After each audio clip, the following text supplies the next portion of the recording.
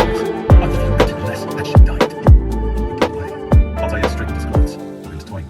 morning. It's not morning, it's afternoon. Good afternoon. Today is Thursday. I'm super excited for this weekend. I have some stuff planned for this weekend. I want to do 2 things this weekend. And I'm really excited for it. So please stay tuned for the next clips. It's going to be in this vlog. I'm going to put it in the same vlog. So I'm really excited. We're going to go spend some money. That's why, you know. Why else would I be excited, right? Anyway, so continuing on with my reading of We Hunt the Flame. Okay, I don't know how I feel about it. Like, I'm genuinely concerned because I'm like, I'm concerned. And I'm gonna be real, because it's kind of sounding very much so like, it's kind of sounding very much so like, what is that? Hunger Games. It's sounding like Hunger Games. Like, there's a sister. Like, we have the main character, Zafira. Her name is Zafira, okay? We have the main character, Zafira, and she has a sister. The main character, Zafira, is a hunter, hence the name, We Hunt the Flame. The sister is, like, good at healing, and there's a mom, and the mom is very, very sad, and she's, like, not herself, and she's pretty much going through depression and whatnot because the father passed away. It's giving Hunger Games. It's giving Hunger Games. Like, I'm not gonna give away any more because, yeah, I feel like I feel like that's already too much information. Even though it really wasn't a lot of information. I'm really not even that far in the book. I'm pretty much like on chapter, 4 or 5, maybe, like 5. So yeah, it really isn't that much information, but it's giving Hunger Games. And I was just like, oh wait, hold up. Like, I wasn't expecting that. And of course the main character, she's very much so the girl who, you know, she's very much so the girl that is not like, I don't want to say that, but that's kind of what it's given. She's not like the other girls, you know? Like, she's like, she can hunt and blah, blah, blah, and she doesn't like wearing the dresses, and she doesn't, which I'm like, okay, cool. Like, I get you. I see you. I feel like that's okay. Like, I don't think there's a problem with that type of character. I don't feel like there's a problem with that type of character as long as there's more to her. So, like, I'm hoping that I get to explore more of who she is, like, and get more into the conversation and the meats and bones and meats about who she is, rather than just, oh, she's just not like the other girls. She doesn't like to wear dresses, and she, you know, it's not like I'm tired of that. I'm not tired of that theme. I'm just more so like, yeah, I'm not tired of that theme necessarily. I'm just more so like, why are we setting up the story in such a way that's so predictable? I think that's just what I'm going for. Like, what I'm going with when I say this is it's giving predictability, because you have this main character, and then it's a dual POV. Then not only is it a dual POV, but there's also one love interest, and then there's also the main male interest. I don't know. It's giving predictable. Like, it's giving predictability. And it's giving Hunger Games. And so I'm just like, all right, but I promised myself I was going to finish this book. I will finish this book. I'm going to finish this one. This one, I'm going to finish. It's been on my TBR for years. Like, it's been here. I'm gonna finish this book. There's a journey, there's a quest going on, there's a quest that has to happen and a journey that has to happen to find lost magic, of course. It's cute. I think it's cute, but now I'm understanding, because I have looked at the ratings of this book. I've never looked at reviews, like, because I don't want to be spoiled. So I've never really looked at reviews, but I have looked at the ratings of this book. And it gets pretty mediocre ratings, like 3s, 3.7s, 3 point. It's pretty much, and I'm understanding why, because I'm already predicting the whole. Enough of that. Yeah, enough of the book that I'm currently reading, right? I pre-ordered a book, y'all. I pre-ordered a book. I don't think I've pre-ordered a book ever in my life, okay? That's how serious this is. I don't think I've pre-ordered a book ever in my life. I pre-ordered The Scammer by Tiffany D. Jackson.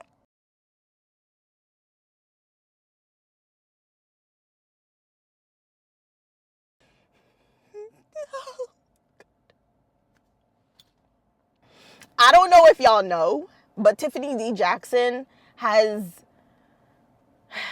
converted herself into, it's crazy because I'm like using Spanish words in English, okay? Spanish phrases in English, okay? Like convertirse.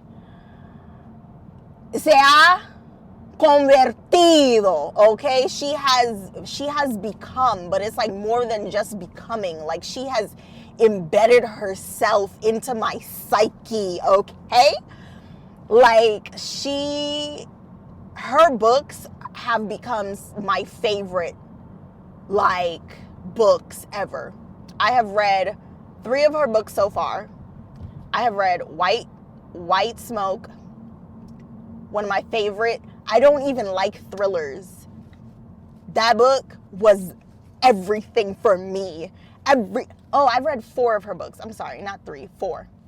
But White Smoke put me on a trajectory of reading back in 2023. I read it January 2023, and it was the day that I realized, like, wow, like, this is good writing. Like, that was the moment I realized, like, this is good writing. So, literally, White Smoke, read that 2023. Amazing. And I did have a vlog of it. I'll link the vlog of that. It was really short, but whatever. Then, that was White Smoke. Then after White Smoke, I read Monday's Not Coming. I read Monday's Not Coming last year. June, July. Amazing. I read it. Oh my gosh, I read it so fast. I remember it was like one of the first audiobooks that I ever read or consumed, and was like, oh my gosh, like, this is so good via audiobook. That blew my mind. And I was like, all right, this is 2 for 2. This is 2 for 2, Tiffany. I was like, all right, let me see what else you got. Then turn around. One of my favorite books I've ever read in my life, The Weight of Blood by Tiffany D. Jackson. Read The Weight of Blood by Tiffany D. Jackson last fall, so 2024, fall of 2024. Literally one of my favorite reads of all time, baby, okay? All time. So, The Weight of Blood by Tiffany D. Jackson. And then, this February, I read her Storm, Dawn of a Goddess, her spin-off story for Storm, Dawn of a Goddess, and that was awesome too. I was like, all right, she has been 4. I think the one that I liked the least was Storm, Dawn of a Goddess, but I still liked it. I still enjoyed it. I still thoroughly was like, wow, like, I love this. I'm hoping she stays with her streak. I'm hoping, because I just pre-ordered The Scammer by Tiffany D. Jackson, and I will be reading this book this fall. It comes out October 9th, maybe? I don't know, I can't remember. October 9th or something like that, it comes out. So I am really excited for that. I'm definitely going to be I'm gonna be in there with a Tiffany D. Jackson book. Like, I'm going to be in there with that book when it comes out. I've been looking for some really good, like, thriller horror things. My problem, which I have mentioned in another video, but I'm still sharing just in case whoever is watching this video is this first time. If this is your first time, hey, how you doing? What's up? My name is Di. Okay. That's not really my name, but you all need to know my name. Okay. Anyway, okay. This is my problem. So horror, thriller. I really want to get more into horror and thriller. It's just everything horror and thriller, or like creepy vibes, fall, spooky, creepy vibe type thing. It's always like, why does everything have drugs in it? Like, everything. And I look up trigger warnings because I don't like anything that deals with like addiction and drugs and stuff. Like, I really don't. I'm not a fan. It's not something, no, I don't do well with it. Yeah, I can barely talk about stuff like, yeah.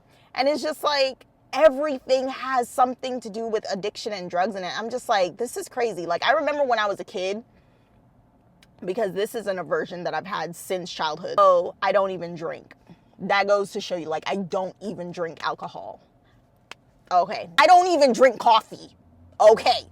So when I tell you, like, I do not like anything, I just have such an aversion to everything like that.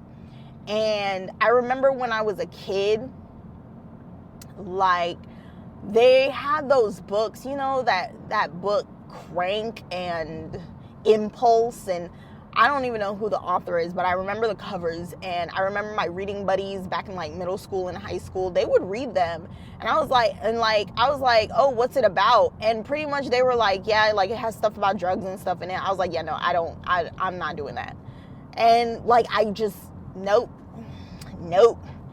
And I remember still being able to find books that didn't have that subject matter in there. But now it's like so hard. It's so hard. I don't know what's going on. Like, it's just so difficult to find books that just don't have anything to do with that. Like, I can take anything with, like, okay, drinking. I can even take, like, people talking about smoking weed. White Smoke by Tiffany D. Jackson. That book has, like, some drug content. Like, they do talk about it a little bit, but it's like not about. It's in a completely different way, and I can listen to and talk about weed. Like, I can hear about weed and stuff. That doesn't necessarily bother me. It's all the other stuff that I'm just like, yeah, why are we doing this? Like, I don't want to hear about that. While I'm editing this, I may cut most of this out because I don't want to even hear myself talk about this. Okay. It's really hard. I've been trying to look for spooky books, like scary thriller books, or like something kind of horror spooky vibes without anything like that in there. If you have any recommendations of any books where it's like, okay, no drug content or no like addiction content, but it's still spooky and thriller and, you know, kind of gives that vibe, please let me know in the comments, because your girl would really like some recommendations. But yeah, anyway, Tiffany D. Jackson, The Scammer. I don't care what's in that. I'm reading that. Oh my gosh, she is literally a gem. A gem. Her, Kennedy Ryan, like, I'll be sitting there like, okay, period. Like, there are authors out here doing the thing, like, doing the thing and making all these other authors look like, yo, like, keep up. I'm on a roll. Like, they are making all the other authors look real bad, and I'm here for it. Actually, I'm not here for it. All the other authors need to get better, do better, please. Take notes, please and thank you. But anyway, I have found some Kindle Unlimited. I just recently watched a video. Like seriously, honestly, y'all will probably hear me reference my favorite booktubers because I do watch booktube and I love watching booktube to relax. So I do watch booktube. So y'all will hear me reference like other creators and whatnot. But one of my favorite creators is Capri's Book Island.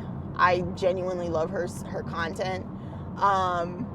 But she was talking about fall books that she likes and fall books that she recommends and stuff. And she had some romances on there. And I was like, you know what? Yeah. I was like, yeah. So I downloaded like some romance books and stuff that are fall vibes, crunchy leaves, you know, because it's August 28th today? It's August 28th today. So literally it's fall, right? Like my birthday is August 10th.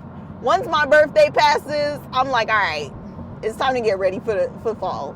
Like that's literally how I look at things. So once September starts to come around, I'm like, all right, when's the fall festivals? When's the fairs, all that stuff. So yeah. So I am super excited. All right, y'all. I will see y'all in the next clip. All I'm going to do today is go home and I'm literally working. I have to work still because I am a teacher and the work just never ends.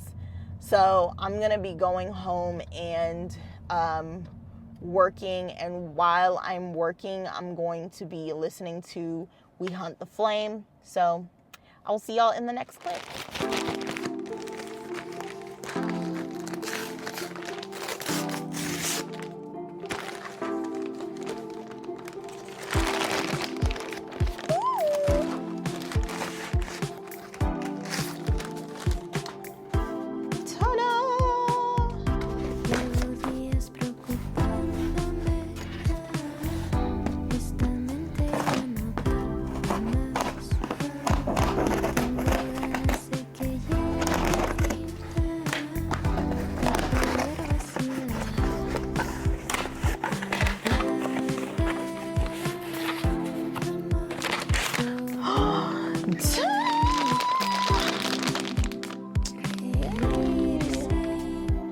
Very happy about that.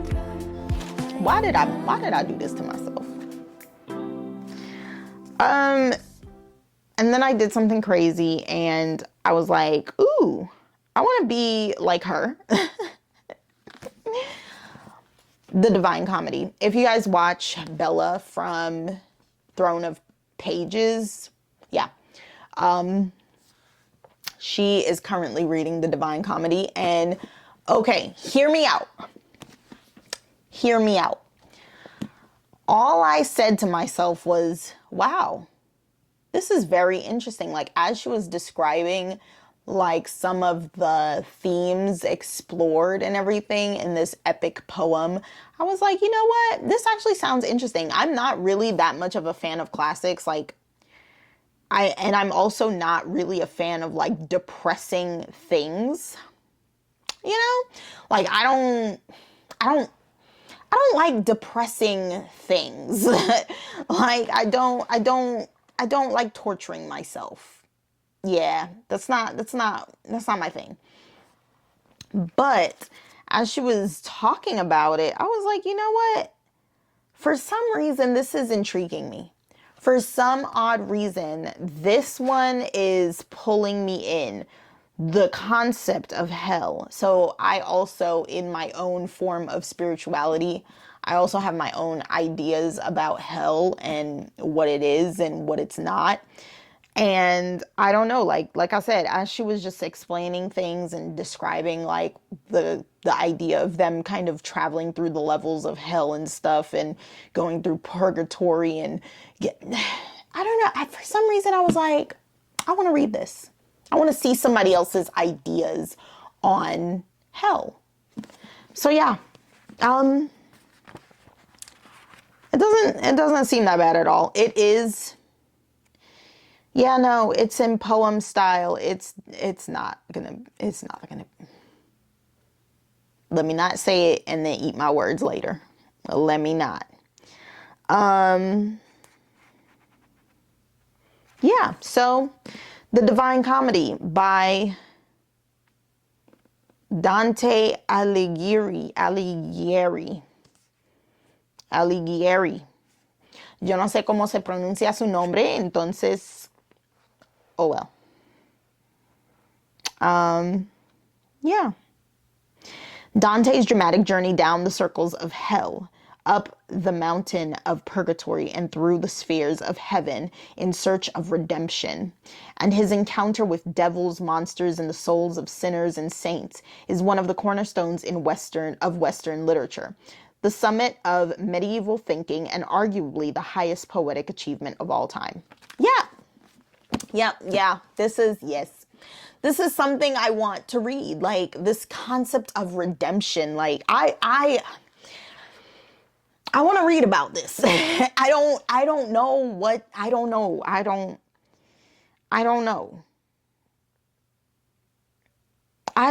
I don't know why I would want to do this to myself, but for some reason I want to do this to myself. Not putting myself through hell. No, definitely not that. But I want to read about this idea of redemption and the idea of punishment as a way of redeeming oneself. Is that what this is going to be about? I don't know. I'm forever lost. I don't know. I don't know what this is going to be about. I don't know. But why am I curious about it? Why do I genuinely want to read this book? Like, I need to think about my life right now. Like, I don't know why I want to read this book. Like I said, I've watched so many, like Bella from Throne of Pages. She's been reading classics for years now. And I've definitely been watching like some of her stuff, but I'm not a classics girl. Like, first of all, classic for who? Like, that's how I feel whenever people talk about the classics. I'm like, classics for who exactly? Because you see what I'm saying? Like, okay, like classics for your people. Like, you see what I'm trying to say? Because I read classics, but are they considered classics in Eurocentric ideals of classics? Okay, you see what I'm saying? Okay, so I'm not really that much of a Eurocentric classics girl.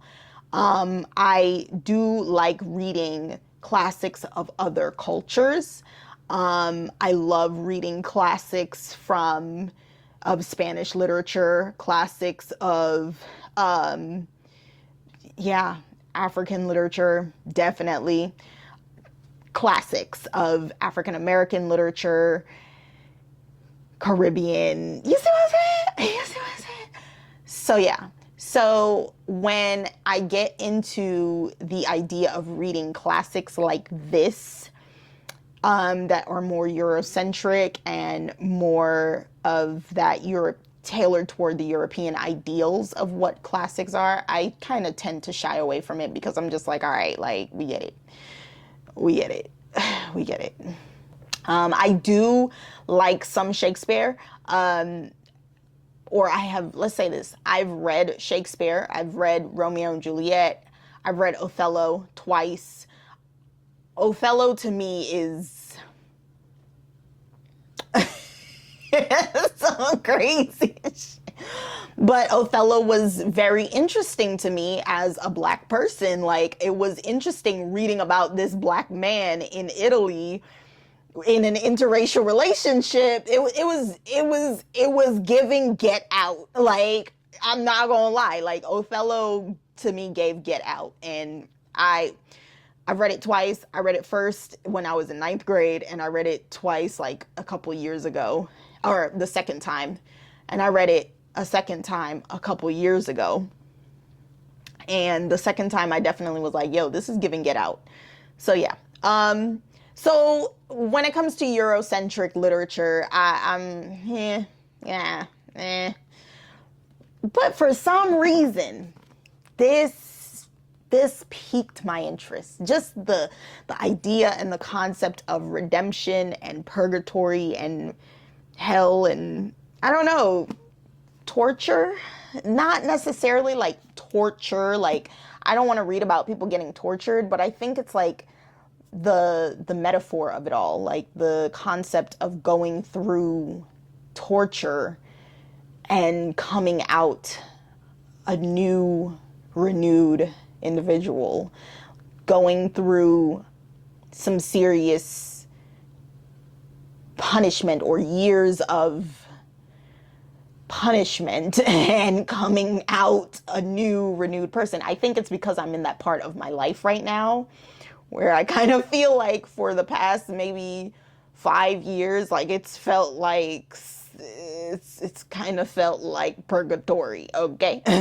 So, I don't know, like, I'm trying to understand, I don't know, like, I don't know. I'm gonna read it, and then once I read it, I think maybe I'll have words to explain why it is that I was so needing in my soul to read this. That's all I got. Watch me not read the book. But I'm gonna read it. I'm gonna start. Maybe not today, but we'll see. Anyway, my camera battery is about to die, so yeah. Bye.